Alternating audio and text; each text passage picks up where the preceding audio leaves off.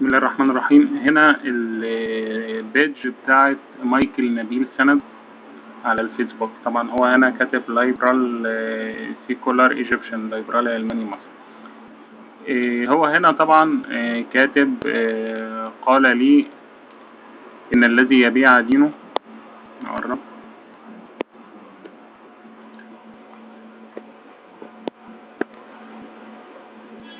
قال لي ان الذي يبيع دينه لأي سبب هو إنسان قصر. قلت له: وهل يستثنى من ذلك محمد رسول الإسلام عليه الصلاة والسلام الذي باع دينه ودين آبائه ليؤمن بالله المفترض؟ طبعا يعني اللي بيبيع دينه قذر. وبعدين بيقول: هل يستثنى من ذلك محمد رسول الإسلام عليه الصلاة والسلام الذي باع دينه ودين آبائه ليؤمن بالله سبحانه وتعالى المفترض. طبعا هو ملحد وهو بيقر بكده وبيعترف بكده. طبعا ده ازدراء واضح ما علينا. طبعا هو هنا بيقول طبعا هنا استقال من حزب الجبهة من حوالي 5 ساعات. ليه سبب الاستقالة؟ هنشوف. مايكل نبيل سند هنا بيقول: قال لي إن الذي يبيع دينه زي ما وضحنا. هنا بيقول في البيدج بتاعته المعارضة بيع كريم عامر علشان ملحد. بيعملوا مظاهرة كل يومين علشان أحمد دومة اللي مسجون 3 شهور، وناسيين كريم عامر اللي محبوس في قضية رأي 4 سنين. طبعا أنا رديت عليه رد مطول هنشوفه دلوقتي. هنا طبعا عنده في البيج معايا حوالي 13 صديق. طبعا كلهم معروفين مشهورين بمذاهبهم، زي علي شوشان ائتلاف المصري لحقوق الإنسان، سيزيف المصري، سيزيف روبل طبعا ملحد، نانا أمين طبعا ملحدة وبتزدري الإسلام. وكل دولت بيعملوا مقالات ضد الإسلام باستمرار. طبعا ازدراء وتشويه ودعايات كاذبة بتهدد السلم العام وكل الكلام. هنا قلنا المعارضة بيع كريم وهنشوف الرد. هنا بيقول: لمدة 2 سنين كنت متخصص في أي حاجة لها علاقة بالمؤسسة العسكرية، وأي حد كان بيبقى عنده مشكلة مع الجيش كنت بقف جنبه إلى آخره. هنا بيقول: الأكاونت الاحتياطي بتاعي بقبل عليه كل الناس، توت المصري. هنا طبعا مايكل نبيل سند. تمام. هنا برضو بيقول: مصر لا تستحق أن أعيش فيها. طبعا كل الناس قالوا روح إسرائيل. هو طبعا هنشوف دلوقتي في الموقع بتاعه في كتابات عبرية بيحب إسرائيل وبيمجد إسرائيل. حتى في أسباب الاستقالة من الحزب إنهم بيعادوا السامية، في حين هنلاقي إن هو بيتكلم عن المسلمين إن هم غزاة، وإن اللي بيعيبهم عليه الاستقواء بجهات أجنبية بيقول الإسلام نفسه دخل مصر عن طريق احتلال أجنبي. هنشوف الكلام ده طبعا دلوقتي. بيقول: مصر لا تستحق أن أعيش فيها. طبعا حاطط برضو نفس النوت التاج على الموقع بتاعه.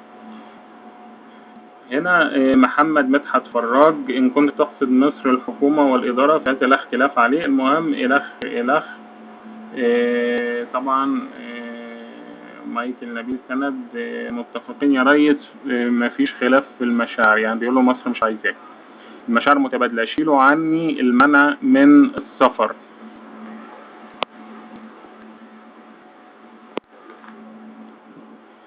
خلوني اريحكم مني. ايمن رمزي: الشعب ده ما يستحقش اكتر من اللي هو عايشه، هم بيعملوا خير للمسلمين بس.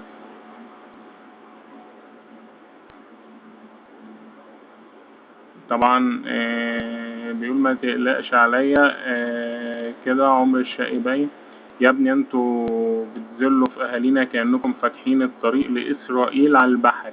ده الواحد علشان يروح إسرائيل ضروري يروح المخابرات ويطلع دين أمه والداخلية المصرية عاطية تعليمات بالقبض على أي مصري يطلع السفارة الإسرائيلية. بيقول مش زي ما انت متخيل، دول بيبقوا من قرى معينة بتطلعهم المخابرات عشان قدام الإسرائيليين تبان الدنيا تمام، لكن لو أي مواطن عايز يروح إسرائيل ولو حتى سياحة مش بيعرف مهما طلع دينه. طبعا بيقول هنا في فرق بين الخوف والجبن إلخ. بيقول كان نفسي أروح فطار 6 أبريل بالشكل ده اللي أنا ماشي بيه، المحاكمة بتاعتي مش هيكون فيها ولا محامي يدافع عني. شكرا يا مصر.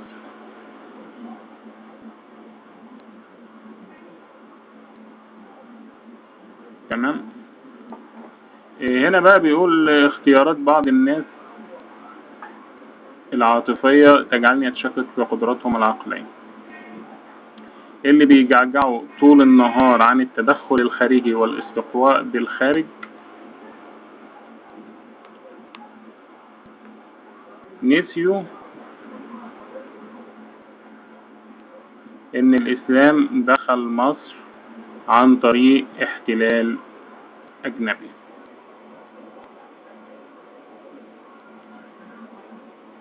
اللي بيجعجعوا طول النهار عن التدخل الخارجي والاستقواء بالخارج نسيوا أن الإسلام دخل مصر عن طريق احتلال أجنبي.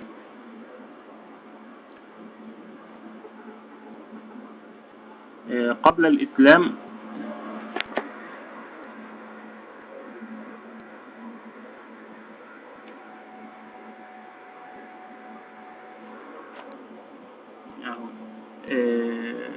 قبل الإسلام كان العرب يطلقون على الحرب الكريهة.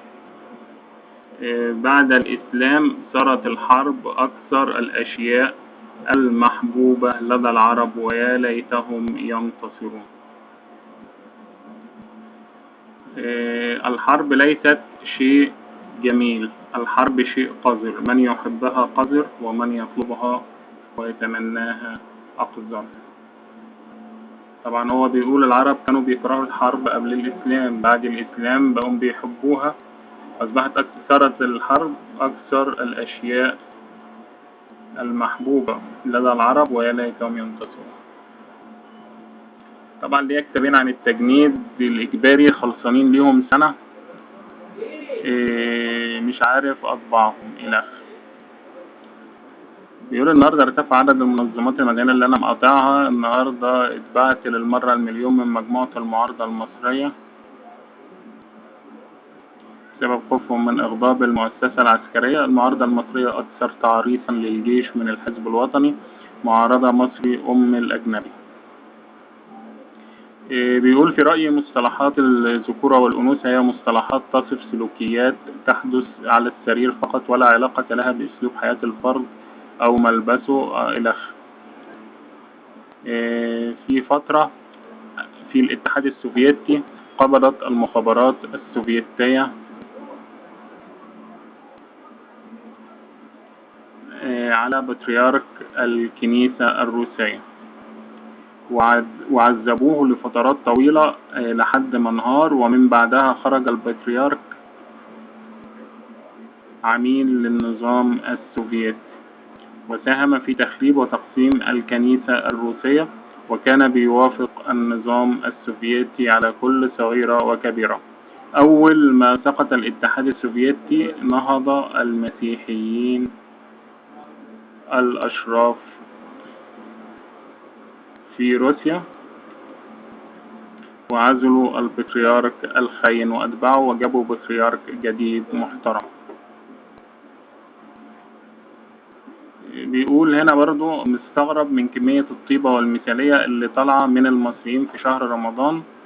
سبب استغرابي هو اني مش قادر اتقبل ان في شعب يقدر يجمع بين كمية الطيبة دي وكمية الوساخة دي. العيال اللي بيشتروا من جيبهم عصير التمر ويوزعوه على الناس في الشارع وقت الفطار ببلاش، هم نفس العيال اللي بيقطعوا بعض بالمطاوي بعدها بساعتين، وهم نفسهم اللي بيتحرشوا بالبنات في العيد. شيزوفرينيا متطورة جدا.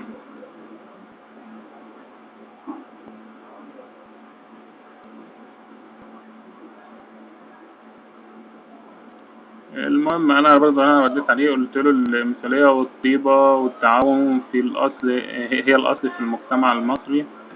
إذا كان البعض تحت ضغط الحاجة والتهور والجهل والضعف يرتكب بعض الأفعال الغريبة على الثقافة وقيم المجتمع الأصيل، فهذا لا يقاس عليه، كما أن من تتحدث عنهم إما مستأجرين لتوزيع ذلك مثل هتيفة وبلطجية الانتخابات، وأما يفعلون ذلك بضمير يقظ وحب للجميع وبوازع ديني، وهؤلاء لن يصنعوا ما تقول.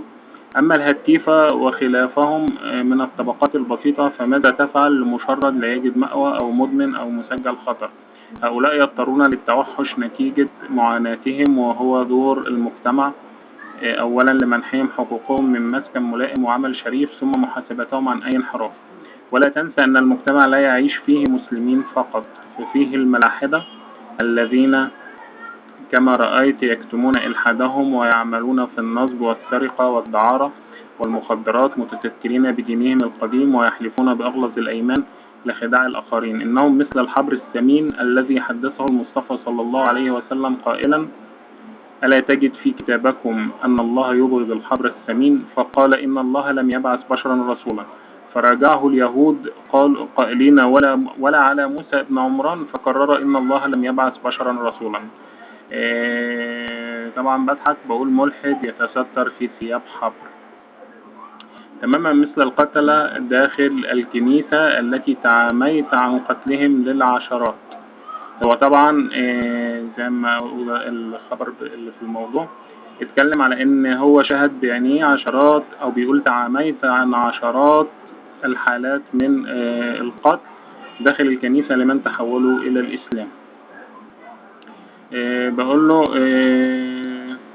تماما مثل القتلة داخل الكنيسة الذين تعاميت عن قتلهم للعشرات ممن تحولوا للإسلام حينما كنت شماسا بالكنيسة قبل إلحادك، كما اعترفت بنفسك سابقا، ومثل 4000 مغتصب داخل الكنيسة الكاثوليكية الذين اعتذر البابا عن ممارستهم، ومثل من أبادوا شعوبا وحضارات باسم الحروب الصليبية والاستعمار، وهي أيضا ما اعتذر عنه بابا الفاتيكان لضلوع الكنيسة في تلك الجرائم. هذه هي الازدواجية يا مايكل. هو طبعا بيشتم في الإسلام وما بيجيبش سيرة الحاجات دي خالص.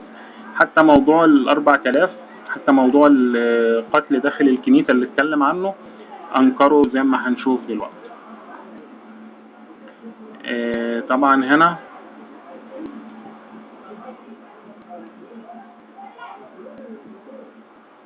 اهوت المعارضة بيع كريم عامر علشان ملحد، بيعملوا مظاهرة كل يومين علشان أحمد دومة اللي مسجون 3 شهور، وناسيين كريم اللي محبوس في قضية رأي 4 سنين.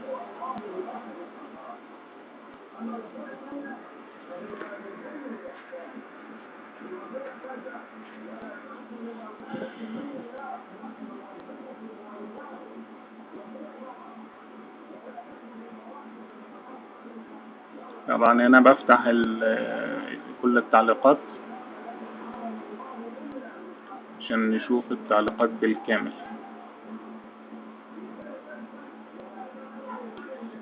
طبعا انا كنت برد عليه بقول له هنا اول طبعا هنشوف التعليقات دي كلها اكتر من حد رد، كلهم طبعا بيتكلموا عن ان هم متضامنين مع كريم او بيسألوا عن الموضوع. هنا بقول له: وانت يا مايكل، وأنت يا مايكل ذات كم مسيحي تحول للإسلام؟ هل نسيت مقولتك لقد تعاميت عن عشرات من حوادث القتل في الكنيسة لمن تحولوا للإسلام؟ وهل تتحدث عن حالات قتل وأنت تتحدث عن حالات قتل وليس سجن 4 سنوات في جريمة إزدراء للأديان، وهي جريمة موجودة عبر كل العالم، حتى الولايات المتحدة لديها تشريع ضد الكراهية وتشويه الآخر، ويحاكم كل من يشوه أو يحتقر أو يدعو لكراهية أي طائفة أو ملة أو جماعة. وهذا القانون أعجب كيف لا يقوم المسلمين باستخدامه تماما كما يستخدم اليهود العداء الإسلامية ضد كل من يتحدث عن سياسات إسرائيل وليس عن اليهود كدين أو عرقية. حتى لقد حاكموا الصحفي الذي تحدث عن مافيا قتل وبيع أعضاء الفلسطينيين في الجيش الإسرائيلي بتهمة معاداة السامية طبعا، والتي تورط فيها حاخامات ورجال دين من إسرائيل والولايات المتحدة. هذا القانون يمكن من خلاله سجن كل من يشوه ويزدري الإسلام حتى في أوروبا والولايات المتحدة، فضلا عن ارتباط ذلك بالتزييف والتلفيق وإشاعة أخبار كاذبة ومعلومات مغلوطة ومضللة، وهو ما يستدعي أيضا محاكمة كل أولئك المضللين بدءا من زكريا بطرس. طبعا احنا عارفين كل الازدراء والتشويه اللي بيعمله ده مجرم في انجلترا والولايات المتحدة. وحتى مرقس عزيز طلع فتوى، طبعا هنا الموضوع واضح جدا، طلع فتوى ان المسيحي اللي يتحول عن المسيحية للإسلام خاين ويجب قتله، لأنه بيعتبر خاين خيانة عظمى. قالوا لماذا لم تتحدث عن الأطفال، حسب طبعا نص مرقس عزيز ان هي بيعتبرها خيانة عظمى. لماذا لم تتحدث عن الأطفال الذين تورط قساوسة ورهبنة في بيعهم؟ أليس ذلك التجار بالبشر؟ ومن يضمن ألا يستغلوا في تجارة الأعضاء أو يستغلوا جنسيا؟ ولماذا لم تتحدث عن ضحايا الاغتصاب في الكنائس؟ طبعا الكنائس الكاثوليكية زي ما قلنا في 4000 قسيس وكاهن وكده متورطين في قضايا جنسية، وتحقيق كان قدام البابا فاعتذر الرأي العام. طبعا كتير كانوا بيطالبوا بمحاكمتهم. طبعا الكنيسة الكاثوليكية بتدفع مليارات كل سنة كتعويض لضحايا الاغتصاب الجنسي في الكنيسة، وكل ده معلن ومذاع والبابا اعتذر عنه.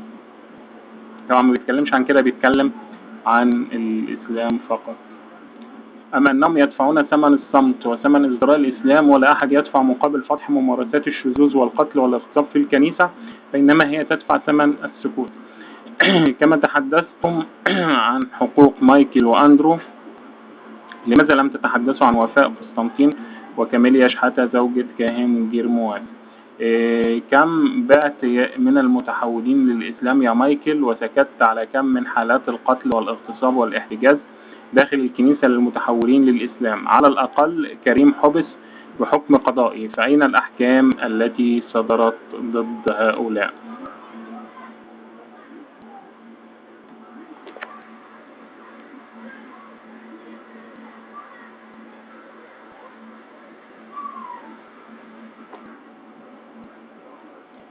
بل إن ريتشارد دوكنز اللي هو كاتب كتاب اسمه وهم الإله، هو أشهر الملحدين في بريطانيا، ويعني عامل ضجة كبيرة يعني بالنسبة للملحدين. بل إن ريتشارد دوكنز قد سجن قبل ذلك في إنجلترا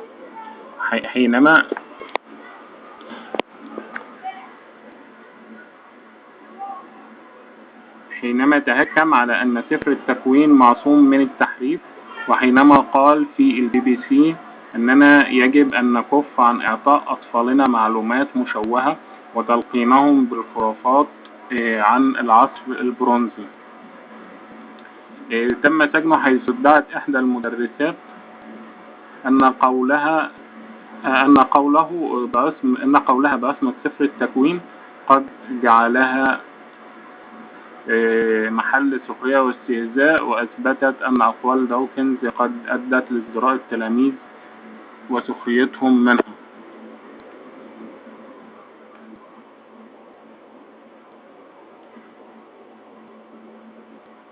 فما بالنا بازدراء وادعاءات بأن المسلمين قتلة وتشويه التاريخ والتحريض على تحرير مصر من الغزاة المسلمين إلى غير ذلك من أقوال تخلق الفتنة وتهدد السلم الاجتماعي بين الجماعات الدينية، وهي جرائم يعاقب عليها القانون في إنجلترا وكندا والولايات المتحدة وغيرها، بل فضلا عن جرائم التحريض على الكراهية والتشويه وغيرها، وجميعها مجرمة في القانون الدولي أيضا، بمعنى أنه سيوجد نظير لها في قوانين أغلب دول العالم.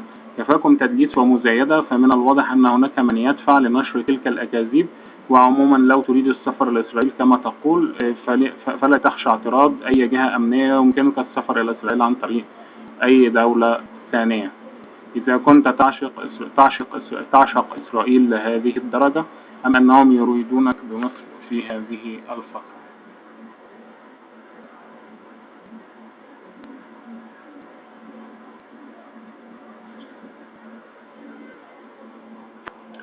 طبعا ده رابط الخبر بتاع سجن دوكنز، وفي دعوة لإصدار طبعا هو جرائم القضائية موجودة، لكن بتاع العام البريطاني كان عامل بحث ودراسة بيطلب فيه إن يصدر قانون خاص لتجريم نشر الكراهية ضد المسلمين. يعني هم عندهم قانون خاص ضد الأديان الموجودة على لائحة بيسموها لائحة 1858، وعايز يدخل الإسلام بقانون خاص زي المسيحية زي اليهودية. يبقى اللي بيجرب يزدري الإسلام تحديدا جريمة خاصة غير جرائم الكراهية أو الجرائم ضد الأديان. هم عندهم أكتر من قانون غير التحريض على الكراهية، جرائم ضد الأديان، إلى عندهم مجموعة قوانين طبعا غير جرائم التمييز بقى وغيرها. بقول له فنحن إذا أمام مجموعة متشابكة من الجرائم، جرائم تحريض وكراهية وجرائم تخلق الفتنة وتهدد التعايش السلمي بين الجماعات الدينية والجرائم ضد الأديان، وكل هذه الأمور مجرمة قانونا في كندا وإنجلترا والولايات المتحدة. فنحن إذا بصدد مجموعة جرائم وليست جريمة واحدة يرتكبها أمثال هؤلاء الذين يتغنون بحقوق الإنسان وحق الاعتقاد وحرية التعبير. فما بالنا إذا حينما يتعلق الأمر بجرائم قتل واختطاف واغتصاب يتم السكوت وبعضهم شهود عيان عليها مثلما قرر مايكل نبيل نفسه، وبعضها يتم تحت سمع وبصر الجميع مثل ما حدث مع وفاء قسطنطين وكاميليا شحاتة وقبلها كريستين قليني وأختها. وهناك عشرات الحالات الموثقة إعلاميا، بينما لا نجد أمثال هؤلاء يتحدثون سوى عن كريم عامر ومايكل وأندرو، بينما جرائم موثقة وضح للعين يرتكبوها متعصبين في الكنيسة والمتنصرين من سب وازدراء وإشاعة معلومات كاذبة تهدد السلم العام وتحريض على الفتنة والدعوة لتحرير مصر من الغزاة المسلمين. طبعا زي ادعاءات خطف فتيات الأقباط، حالات القتل المرفقة إلخ كتير جدا. طبعا معلومات أصلا ازدراء للإسلام وتلفيق وتزوير تاريخي لتشويه الإسلام ووصمه، وده كله يعاقب عليه القانون وغيرها مما يعد جرائم جنائية طبقا للقانون الدولي والكثير من دول العالم. وسبق أن استشهدت بقوانين كندا وبريطانيا والولايات المتحدة فضلا عن القانون الدولي يتم تجاهلها، كل ذلك يتم تجاهلها والسكوت عنها، بل واعتبار أولئك المجرمين أبطالا لأولئك المأجورين أدعياء الليبرالية وحقوق الإنسان.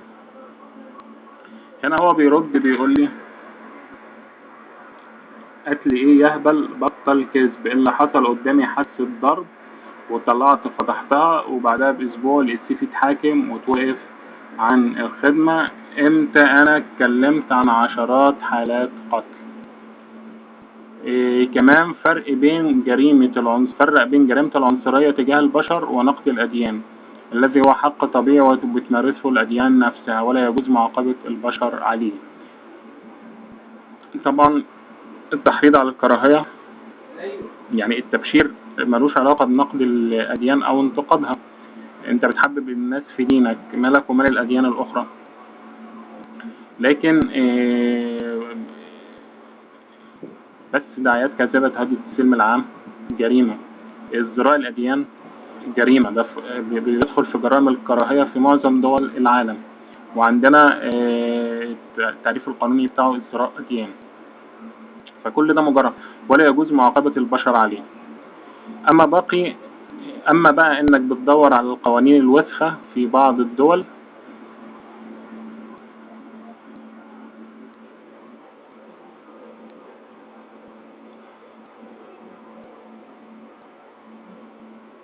وبتستحضرها علشان تطبقها في مصر، فده معناه إنك ماشي عكس اتجاه التاريخ. لو أنت عايز الدول دي ليه ما بتقلدهاش في كل حاجة ولا بتقلدها بس في الحاجات المقيدة للحرية. طبعا برد عليه بقول له انا برضو اللي بكذب ولا انت اللي بتكذب وبتدلس وبتستهبل؟ لا، انت قلت لقد تعميت عن عشرات من حالات القتل، وده غير موضوع الضرب اللي بتتكلم عليه. دلوقتي قوانين وسخة مش هي دي الليبرالية وحرية الاعتقاد اللي دوشنا بيها، لكن في اتجاه واحد فقط، وإلا فما قولك في حالة كاميليا ووفاء قسطنطين وكريستين قليني وغيرهم؟ ورأيك ايه في فتوى مرقس عزيز بقتل من يترك المسيحية او يتزوج مسيحية ويحرضها لترك المسيحية وفقا لكلامه؟ لقيت طبعا في تسجيل لمرقس عزيز بالكلام ده. كتير جدا من المواقع على الانترنت أزعج.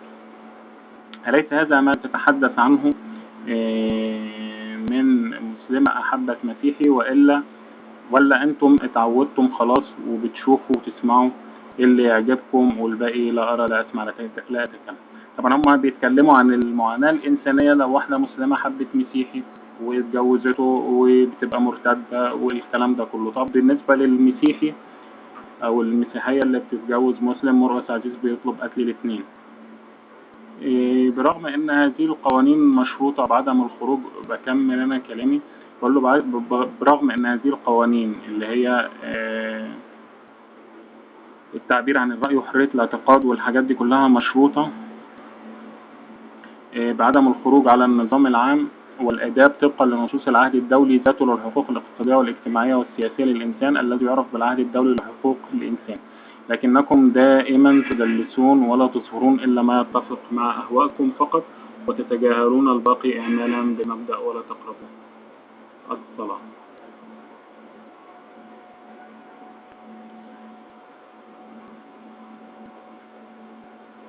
بيقول لي البينة على من ادعى، هات لينك أنا قلت فيه إني ساكت عن قتل عشرات المسلمين على يد مسيحيين، خلي الناس تشوف مين فينا الكذاب. رديت عليه بقول له اللينك موجود طبعا وهيوصلك أكيد،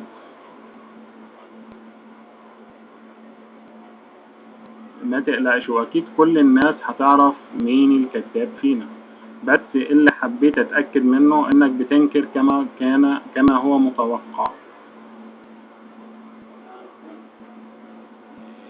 ولأنك تعبت من البحث تطلب اللينك الآن لحذف المقال. لو متأكد إن المقال مش موجود بلغ عني، أنا كل بياناتي متاحة. اعمل بلاغ للنائب العام لأني أسيء إليك وأدعي عليك كذبا، ونشوف هل الادعاء كاذب أم لا. تفتكر تقدر؟ عموما أنا مستني ونشوف مين الكذاب يا ترى. ايه أسباب الاستقالة من حزب الجبهة؟ مش ملاحظ إنها غريبة شوية؟ أنا نشرت ردي الساعة 1:15 ظهرا، وأنت نشرت الاستقالة حوالي الساعة 6 مساء، لعله خير.